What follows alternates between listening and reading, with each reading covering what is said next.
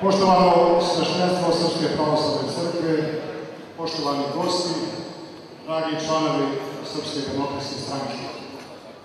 Želim da vas u ime opštinskog odbora SDS-a i u svoje lično ime srdačno pozdravim, da vam zaželim dobrodošlicu na našoj krstnoj slavi i kao što proto rade reče, da izrazim svoje zadovoljstvo što se u ovolikom broju nalazimo danas ovdje. Žao mi je što Mile Marković nije napravio malo veći objekat, jer ovdje ima samo preko 850 ljudi.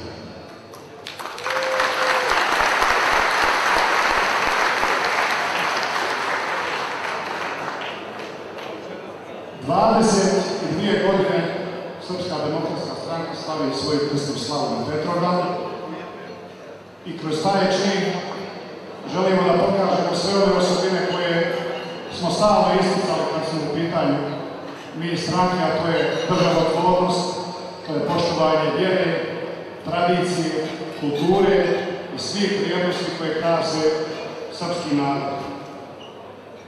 Nažalost, vođe SDS-a i mnogi članovi naše stranke, koje danas želim pomenuti, nalaze se i u Sarajevu i širom kazamata Evrope, samo zato što su bili Srbi, samo zato što su bili na čelu stranke, koja je na čelu naroda i naše vojske Republike Srpske i policije napravila Republiku Srpsku koju danas čuvamo. Sve nedaće koje smo imali, svi pritisci, svih vodećih sila zla i novog svjetskog poretka koji su se trudili da satru i finansijskim sankcijama i smjenama ljudi i zatvaranje nisu srećom urodile plodom. SDS je na nogama, a to može samo stranka koja ima dobar temelj.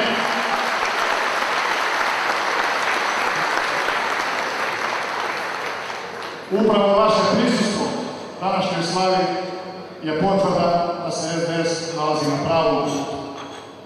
Ja ne želim zloupotrijebiti ulogu domaćina i našu krstnu slavu, ali obzirom da su 7. oktobra jako važni lokalni izbori važni za naš grad i budućnost, ja ću ipak morati sa nekoliko rečenica da pređem i na politički teren, jer tako nalažu pravila. Reći ću vam nekoliko samo stvari, većinu od njih znate. Ja sam kandidat Srpske demokratske stranke za načelnika opštine na predstojećim izborima.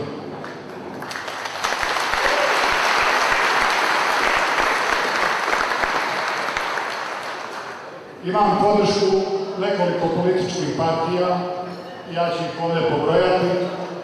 Prije svega podršku Srpske napredne stranke na čelu sa gospodinom Hadžijovom Mitrovićem, potom podršku Demokratske partije na čelu sa Milanom Bogićevićem, Srpske radikalne stranke na čelu sa Milanom Vučićem, Narodne demokratske stranke na čelu sa Dragom Čutorićem, Reformske stranke na čelu sa Markom Evićem, a posebno pozdravljam i naše velike prijatelje iz Socijalističke partije, gospodina Budimira Aćimovića, i pozdravljam naravno i one koji nisu danas ovdje sa nama, to je Partija demokratskog progresa, jer nisu mogli doći. Ubijeđen sam da će većina članstva ovih političkih partija biti na našoj strani. Predstavnike svih nabranih političkih partija posebno pozdravljam. Želim svima uspjeh na predstojećim izborima.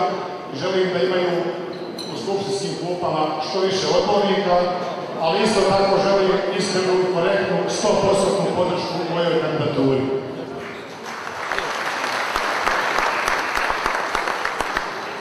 Naravno, SDS ulazi sa svojom odborničkom listom. Vlada dana je pročitala imena naša. Smatramo da se radi o dobroj, jakoj, dobroj izbalansiranoj odborničkoj listi. Imamo dosta omladine, imamo dosta fakultetski obrazovanih ljudi, imamo 11 prelijepih dama na listi, imamo dosta novih ljudi i novih osvežavajućih klikova koji nisu potrošeni kroz sve dosadašnje izbore i nadamo se da će ta lista napraviti izvanredan rezultat na oktobarskim izborima.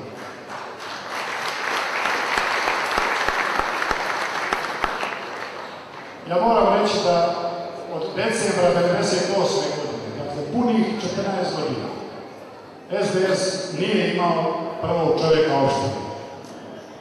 U proteklom periodu 7 načelnika su obavljale dužnosti, bili su gotovi iz svih političkih partija, samo iz SDS-a nisu.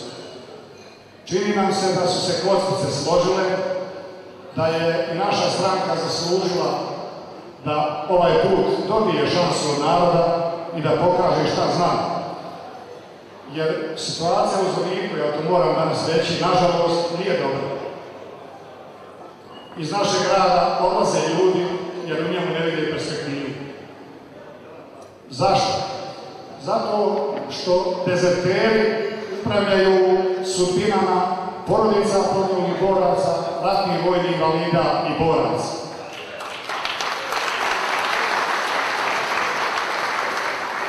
Zato što prvi čovjek opštine živi u Loznici, a vlada Zvorniku.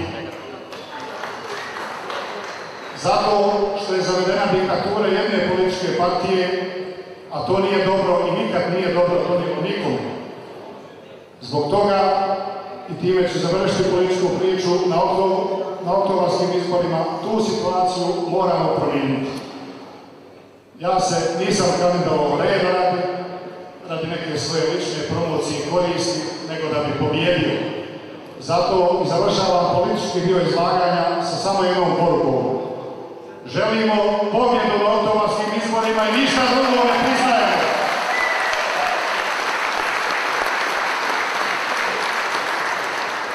Na kraju, svima želim još jednom da se zahvalim što ste s nama. Želim da se radujemo još dugo vremena našoj krsnoj slavi, da se danas družimo, da budemo veseli, da se dugo godina u zdravlju i veselju sastajemo, gdje se krsna slava slavila, gdje se sveci pominjali, tu i pomogli ako Bog da. Živjeli svi zajedno.